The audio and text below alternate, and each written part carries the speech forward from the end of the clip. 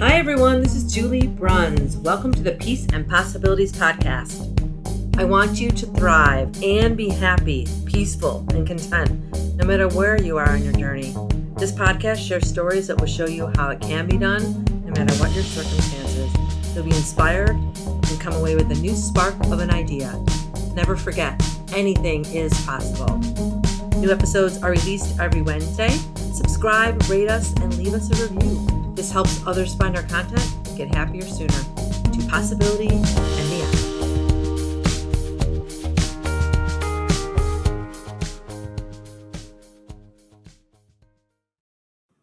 Susan Russo is a certified human resources professional who spent over 15 years in corporate human resources before becoming an independent training consultant. She specializes in creating and delivering training sessions that engage and motivate her audience. She also serves as a test prep instructor for the Society for Human Resource Management certification exam. Join us as we discuss how she overcame early academic disappointments and built a foundation for a successful career. Everyone, my guest this week is Susan Russo, and Susan and I met through her husband John, who was on my podcast several months ago now, I think. And John reached out to me and Susan, and he's like, I think my wife would be awesome for your podcast. I'm like, well, I only have one requirement. I'm like, she needs to love what she does. He's like, she loves what she does. I'm like, all right, let's have her on. So welcome. I'm glad you're here. Thank you. Yeah, sure. So tell everyone about what you do and how you discovered what you're doing now and what you love about it. And did you always see yourself in this sort of career? Let's start with that. Excellent. So starting at the end, no, I never saw myself in this career.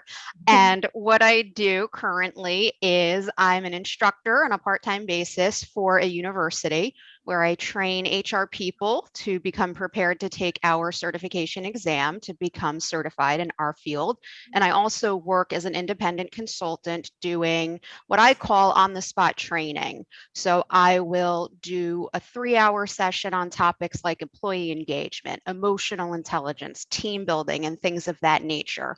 My background is as a corporate human resources person where I was doing benefits and employee relations and things of that nature. And I did, once I became an established professional, I did assume that that is where I would stay, that I would always be that corporate HR person. And then, as life changes, I came to find that really wasn't my passion, not the whole gamut of HR generalist responsibilities, but really the niche of training and development.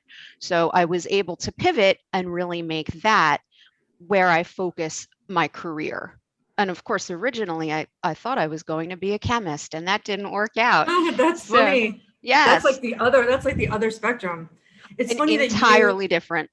Yeah, it's funny that you well, it's good that you realized what you liked and didn't like about HR. I've been in training development a long time too, and I could see the interesting part of being an HR generalist because it's all these different things you have to deal with, but it also sounds like a lot of stress and a lot of balls in the air at the same time and always something coming at you. And I like the variety and the challenge, but that I could see how that would be like, that's what you're doing is way more fun. It's what I do too. And it's like, why wouldn't that? Of course, it seems like that would be more fun and less stress anyways. More exciting. Absolutely. Yeah, cool. Okay, so first of all, I also didn't realize, I know that people take these certifications for HR. I didn't know that there were instructors teaching them how to take the classes. That's kind of cool too. That's just goes to show you there's something for everyone. Test prep, yes. Yeah. And I was lucky, or I don't know if it was luck so much as hard work and luck, but through my corporate career, I always kept a pulse on what was going on in that world with certifications and additional training and what else I could be doing to learn. So I didn't quite realize it, but I was very driven by learning. I enjoyed learning. So by virtue of that, I remained very, very current. And then I became part of a very small group of people who had all of these certifications along with the desire to teach the class. Yeah, it's smart. It's also, I've never met anyone, I don't think I've ever met anyone in training development who didn't love learning. That's probably why it's just intrinsic that you you love it because you want to teach people what you know, and then you want to learn more, and then you learn from the people that you're teaching, of course. Absolutely. Like writers are always readers, right? Yeah, People yeah, that who makes love to sense. write, love to read. Yeah, totally makes sense. Okay, so you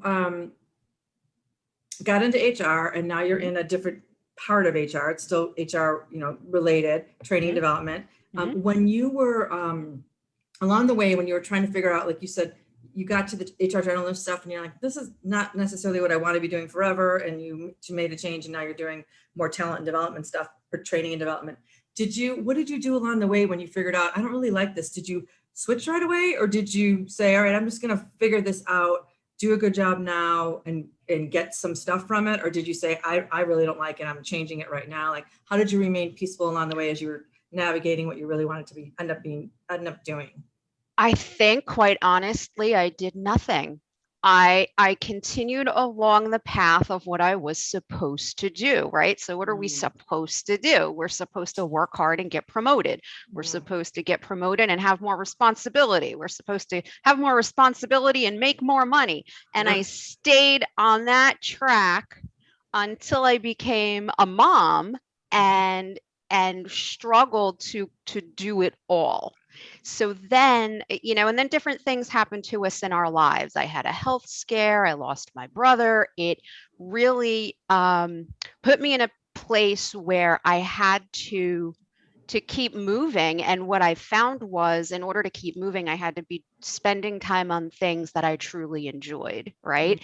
That motivation to get up and go. So I wasn't motivated to get up and go and do things I didn't enjoy. I was motivated to get up and go and do the things I was passionate about. And I was really very lucky to have a very strong network of people who I had worked with and who remembered me and would reach out and say, hey, I know you're not working full time, but my job needs this, my job needs that, which really was, a quick training or a brief project. I do some project work, but mostly I come in and do training and development. So I tell people I accidentally started my own business. I at no point did I have a realistic plan in place where I was going to start working for myself. okay, I kind of imagined, like, sure, one day, but it was always this far off goal. It wasn't anything that I had a tangible plan in place to do. okay, And I realized it is because of people in my network who kind of pulled me in that direction and really motivated me and gave me that feedback that, hey, you've got something good here. You can really contribute. You can okay, you can help fill a need. And they're absolutely right. A small and medium sized business typically doesn't have a dedicated training department. They can't justify that cost, yeah, but they want the training, they want a trainer, so it's a better fit for them to utilize a consultant. yeah. It's funny too that they were like, you weren't thinking about it, and they were just saying, hey, we need this, could you do it? And you're like, oh, okay. And then Right. something else, we need this, can you do it? Okay. Like, and you said it kind of came accidentally, but I don't believe in accidents or Mhm. coincidences. I think it's uh they sought you out, and you realize, oh, there is value in this, and oh, I can do that, and Right. wow, I'm good at it, and I really like it, and wow, now I can, why don't I do more of that? Mhm. It's not a, it's so interesting how things happen when you're just kind of like going along, and then someone says, would you mind if, and you're like, wait, okay. Yes, And absolutely. 100%. Other people saw something in me that I didn't see in myself. That's ah, 100% true. that's awesome. Okay, so advice. So I'm in HR. I haven't, whenever I've been in training and development, we were never in the HR department. We were always in either it was called education, or it wasn't, we would communicate and collaborate with HR people, but we weren't considered HR. I think more and Mhm. more talent or training and development is under the HR umbrella for Mhm. obvious reasons. I think before it wasn't. This is going back 20 years. Um, but what would you say as an HR person? I'm sure you have a lot more advice than your regular entrepreneur or standard person in corporate America. What would you say to people that are looking for meaningful work like you kind of accidentally found that you really loved? They're looking for that, and they know they're not in the right place. What would you say to them? So for me personally, I always found the idea of find your purpose or find your meaning to be a little overwhelming. Yeah. So and we know we hear this phrase all the time. Mhm. It's not about the destination, it's about the journey. Yep. And it took me a really long time to absorb that on a personal level and understand that it literally means finding what you enjoy doing now Yeah. and being open to flexing later. And everyone's in a different position, right? So there are some people who they desperately need a job. There are bills to pay. They desperately need a job. They may end up filling a role that is not something that they're passionate about and is not what drives them every day. And I say that there's value in every experience we have. So even for those who are not in the role that drives their passion, there's something there, be it a particular opportunity within the role or exposure to more people in a network to grow a network, but there's something there. And for people who do have the ability to kind of downshift and wait and really search and take their time, then I always encourage people in that group to not waste it, to really, if Yeah. you have that luxury that you can take the time, then you interview the interviewer, right? You Yeah. interview the employer, you make sure it's a fit for you. But then when you get there, wherever there may be, make sure that you give back as much as you can to the people who might not be in that Yeah. passionate place. Make it Yeah. better. I love what you said about finding your purpose because you're right. If someone doesn't know, and I remember being in my 20s and just knowing I wanted to help people, I loved learning. I thought I wanted to teach, be a teacher in a school. I'm like, that's not it. Teaching in corporate America ended up being it. But I remember thinking, I need to figure it out. What is it like getting Mhm. there? And it did seem overwhelming. And maybe why that's why it took me longer. But you're right. It's a common theme, and I believe in it, finding a purpose, and I believe that you should go towards it. But if you're just kind of like, I'm all over, or I like five things, it's just that it's not just going to be one thing. There's something there, but finding your purpose now, it's a great phase. It should be like finding your purpose, comma, now. It should, Right. it just should be now because it's going to change. It's going to evolve. I was listening to a podcast the other day and they were saying like, um, talking about getting there. When you get there, it's going to be something else anyways. You're never ever done with your journey. You never just end up somewhere and go, all right, now I'm good. Never, because you're Mhm. always because you are a creative human being. Human beings are creative. Human beings want to keep evolving. Human beings want to keep connecting. And every time you're connecting and evolving and learning something new, your needs and wants and goals change. Absolutely. So I think it's less intimidating to tell younger people, especially like, and we tell this to our boys who are in their early 20s. It's going to constantly change. You don't have to make one decision and be like, all right, I'm good to go. I mean, that's so not the case anymore. It really never was the case. People thought it was. And then they end up retiring 30 years later and go, I'm miserable. And then they die a few years later and like, what did I do all that for? Right. So it's so much more important just to say to them, and this is what we do. And I don't know, your kids are younger, but it's always going to evolve. It's always going to change. Work hard where you are right there. And then, like you said, there is something there. Even if you're not, what you're doing is not what you're supposed to be doing. There's something there that you're either good at or can take away or can motivate you a little bit, right? Mhm. That's something. Yeah. And it's Develop a really good. transferable skill, right? So you think about the movie The Karate Kid. This is Yeah. 1984. Mr. Miyagi's teaching him, to Yes. wash and wax the car. He gets Yep. frustrated. Why am I washing and waxing the car? Right. And then all of a sudden, oh, hey, you learned how to defend yourself. Mhm. So transferable skills are everywhere. So as a profession, I find that IT people are particularly good about focusing on transferable skills. They will ask the questions, what kind of software do you use? What kinds of things will I be doing? They're confident for the most part in saying, I want to make sure I keep learning and developing. They want to make sure that they can take that skill set or exposure to a tool and move it forward for themselves, for their careers. So even thinking about HR, I remember early in my career, I had a colleague who transferred to sales, and that was a big deal. Oh, she HR to transferred. sales. Yeah, that was a big deal. She transferred out of HR. I mean, we were all like stunned. But if you Wow. think about it some more, what do we do in HR? we influence, we Yeah. persuade. Yeah. These are we're secret sales, really, right? So we really are salespeople. Mhm. It's a transferable skill set. And that's just one example, but there are tons of examples where we can learn these skills, get exposure to something, whether it's a person or a tool or a product, build that skill set and transfer it. The transferable skills, they are so valuable. So for the people who are in the jobs they don't like, don't waste the time. And I don't mean that as in quit your job and forget about your bills. That's not what Yeah. I'm saying. What I'm saying is don't waste that time by being demotivated and unhappy and spreading that, right? Because that Mhm. spreads, making Mhm. everybody else miserable. Yep. Don't waste that time.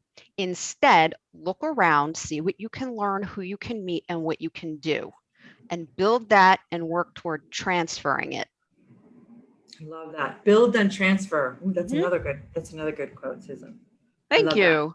Yeah, and it's because it's true. You're going to continue even in your personal life. You're going to build something and then you're going to transfer it. You're going to move and then you're going to sell, buy your house and then you're going to move eventually. You're going to buy a new computer. And then same with a phone. You know, you're going to buy a phone and then you're going to get a new phone. Mhm. That's something's going to happen. You're constantly building and then transferring something, people, objects, things. Why not skills? And if you're thinking about it that way, instead of just, I don't like it here. And every day you're just Right. concentrating on, I don't like it here. What do you think is going to come? More of the stuff that you don't like instead of just what can Right. I learn? What can I do? Who can I meet? All of those things, make the best of it. And then also too, I'm finding when you go to talk to people about what you're looking for, the next thing you can say, your mind is in a different place. Like, here's all the things I've been doing while I've been unhappy. You wouldn't say unhappy, but you'd say, I'm ready for something new. But as I've Right. been getting ready for something new, I have been taking advantage of all these other things going on here so Mhm. that I'm good and ready when I get to the next thing, instead of just like sitting around and kind of feeling sorry for yourself that you don't have what you want. Right. That's not appealing. Yeah. It's not It's just appealing, not appealing. not appealing, and it never produces what you want it to produce. Never You does. know, because you're vibrating at a different level and you're not attracting what you want to attract. People can feel it, people can see it, and then you get more frustrated. Why am I not getting what I want? Oh, because you're stuck down there and you need to elevate. And that's not always easy, but nothing ever worth having or doing is easy, right? That's absolutely right. And a lot of that comes from the idea of or the psych idea of foot indoor, right? So I put Never heard that. foot indoor. Why do we keep spending money on things that aren't working for us? Why do we keep Mm, going the extra mile? It's because we already started it. mm, We already started, so we keep going. Foot indoor. So it's hard to stop and take the loss, right? yeah. It's we don't like to think things like, oh, all that whatever time, money, effort Mhm. were for nothing. Right. We don't like to feel those feelings. So that's why it's important to I think keep a pulse on our passion. What do we like? What are we enjoying versus what is in the bucket of supposed to do Mm, that we keep investing in because we're supposed to? yeah. There's a difference. Yeah. I love that too. Um, the foot in the door concept is um, when Now I you started. Yep. yeah, when you make a mistake and you know you've made a mistake, being able to say, I made a mistake and now I'm going to change it, shift it, whatever you need to do with it. But you're right, if people just they wallow in the mistake or they feel bad about it or whatever, and then they just perpetuate what they've already done wrong. But everyone's going to make them mistakes. But the sooner you can say, I made a mistake and now I'm going to fix it. Now Hmm. I'm going to change it. Now I'm going to turn a different way or whatever. I know this was a mistake and now I'm going to do something about it. But most people, I think, will stay in the mistake, like you said, way too long. And then Hmm. it's like, so you just magnified your mistake. Instead of saying, I've made a mistake, now I'm going to, as soon as you know you did it and you say it out loud or write it down or tell someone, you can start changing it as soon as you admit it. But if Hmm. you don't admit it and you stay stuck in there, now you can't get out of it as easily. And then you also don't have all the inspiration and the motivation that you would have if you were saying like, oh, that's wrong for me. What's going to be right? And then you ask the next question, which is what is right? And then the right things start to come to you. But if you're just staying in the mistake and saying like, okay, I'm stuck here. I have my foot in the door. I've invested this time and money, or whether it's a relationship or a job or anything. now you're just making the mistake worse. Just Right. get out of it. Get out of it. It's not, you don't have to be ashamed of it. Just get out of it. Mm-hmm. Pivot. Yeah. Absolutely. Yeah. Pivot. Yeah. So important. Okay. Is there anything you wish you had learned earlier in your life or career? I would say not to be afraid to ask questions. So there's the feeling of that if you're asking the question, you admit that you don't know something, and that's hard to do if you're supposed to know it, right? So earlier on, I wish I had more confidence to ask more questions. I would have learned more sooner. Also, to pay more attention to how I felt about things, what was driving me, what was exciting me, what was motivating me. So I mentioned earlier, the failed chemist at the age of 19. It finally took a college professor requesting that I come to see him for office hours to explain to me, you could keep going with this. And literally his tone was, you'll probably graduate. But, in terms of being an employable chemist, I think we kind of have to acknowledge here that your skill set is not quite up to par. And I was a mess. I was a horrible chemist. Is it because, so I honor that, but sometimes like people will tell you that and they're wrong. Oh, he was right. Okay, so I was knew, dreadful. As soon as he told you, you're like, I knew it. You just didn't want to, because you had your foot in the door. You decided I'm going to be a chemist. So you're like, I'll just keep going. And if he hadn't pulled you aside and say, there's something, you could do it, but he was basically saying like, this isn't for you because you don't have it's not inherent in your. Oh, Julie, I was knocking stuff down. Beakers were breaking. I learned about the flame of a Bunsen burner. So you could read, if you're curious, that the yellow flame won't hurt you, but the blue will. And in training and development, right, there's the 70-20-10 rule. You 10% of what we learned, we read, 20%, somebody kind of gave us a heads up. 70% is through the doing. I did the doing. This is my scar from the blue flame. He was right. I was dreadful. And looking back, I think if I had scrapped that freshman year instead of going, the full year through, I could have spent more time on what I excelled at. My ending GPA would have been higher because a lot of those grades stick. Yep. I didn't like it. I wasn't good at it, but it was something that I thought I was supposed to do, and putting 100% of my effort into it at best got me a C grade. So why did you think chemist? Did you think because someone told you should do this, or someone in high school said you're okay? Someone told me I should do that. Family legacy. So I just thought, I should have the genes, right? Just the genetic. That's not true. When it comes to professions, it has nothing to do with what our parents do, and what we do will have no impact on what our kids are skilled at, right? But also at that point, the idea was, you get a job that pays a lot of money. Yeah. So the sciences, I actually was a biochem major, but it was the chem part that I was killing me. But the idea was, you get the job that'll make the most money. So, medical school. And even that, I'm queasy. I can't handle blood and guts.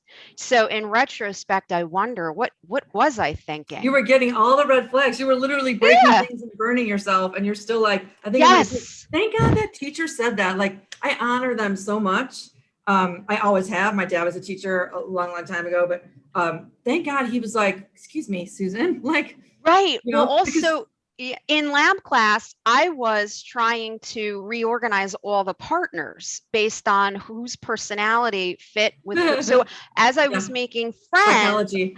I was, and that is what my graduating major was, psychology. But I'm sitting in skills lab, like, I think Justin should be paired up with Mary. I think they would do well. And I think we should, not my role as a student in lab, but, and I guess he saw that, you're better suited for other things, not this thing. Because some people would be, hopefully most of the teachers out there in the world are good. I have friends that are teachers and in administration in schools, and I honor them, and I admire, and I know they don't get paid enough. Most of them are really good and just want the best for their students. So thank goodness for that guy that said, it cared. He could have just been like ignored it and been like, she's an idiot. Well, Yeah. not an idiot. But No, I know what what she's you mean. doing. She can go on. Who cares? I'll just go on to the next thing. I'll get my paycheck. But he wasn't there for that. He's there because he cared and he wanted to see people develop and get what they want and grow. And he realized this is not the thing for you. And and more importantly, there's something better for you. You're better suited for these other things. And you would have wasted a lot of time and money. Oh yeah. Yeah, absolutely. And that was hard to hear. It was so, I knew I was breaking things, burning myself. I was a mess. So I knew this wasn't working. Right. I should say intuitively, I knew this wasn't working, but I wasn't taking any steps to do anything about it. And it was really hard to hear that. That he didn't say you're no good at this, but that was the essence of his message. Like, well, you could graduate, but the official, hard to hear, but very hard to hear. Yeah. But you knew it already. You just didn't want to say it to yourself. Intuitively. Yeah. Intuitively, I knew it. I did. Okay. So final question for you. This is always the hardest one for everyone because they have to brag a little bit, but I like hearing people brag. What is the greatest gift you offer the world every day? Every day. Okay, maybe not every day, but I definitely enjoy sharing my knowledge. I would say I am known, as either as a friend or a family member, an instructor, or a colleague. I am known as the one who will pick up the phone. I am known as the one who will respond, who will help, who will try. And I think that even when I'm not able to give the thing, whatever the thing is that someone is looking for, just knowing that I'm available or will make myself available is uplifting to people. So that's probably not very tangible, but I would say that that's probably what I'm known for. None of the people I ask have ever given me really a tangible thing. Most people will say, I bring humor and positivity, whatever it is. But I love that I'm the one. I wrote down who will. So you will try share your knowledge, or you will try. I will try. Pick up the phone. Yeah, you will do something, and that's a great thing to honor, and that's a great thing to be known for because it's like you're reliable. People can count on you, and they know they can trust you, and that's a great gift to offer the world every day, for sure. Thank you. Thank you, Susan. It's been so fun talking to you, and you had lots of great things to say. I always take copious notes, but I have some really good phrases in here that I think will stick with people well. Like one of my favorites is, there is something there, and find your purpose now. Because I think if people will look at it that way, instead of this overwhelming, this huge world, what am I meant to do? This one person on this planet that's meant just built, that is me. What am I supposed to do with my life? And that can be intimidating and overwhelming and make you want to stop kind of looking. But if you just say, what's my purpose now? In the moment. Exactly. Yeah, I love it. That's a great thing. And that's going to stick with me for a long time too. Thanks, Julie. Thanks. So if people want to get a hold of you for their companies or the work you do, how can they get a hold of you? They can send me an email, susanvrusso@gmail.com. They can find me on LinkedIn. I think I do have that as my end link on LinkedIn, Susan V. Russo. Okay. That's me. And I always look forward to hearing folks. And I do return calls. Oh, that's the best. Returning calls. I do answer people. You recently wrote an article. How can they find that? That's right. So that was posted on the SHRM blog. It's published by the SHRM Executive Network, but it is on the SHRM blog. The SHRM Executive Network is the little carve out of the SHRM HR Society, but I think they can find it through SHRM or SHRM Executive Network. Awesome. Thank you, Susan. Thank you, Julie. All right. Goodbye, everyone. And don't forget, find your purpose now, in the moment. Take care, everyone. Bye.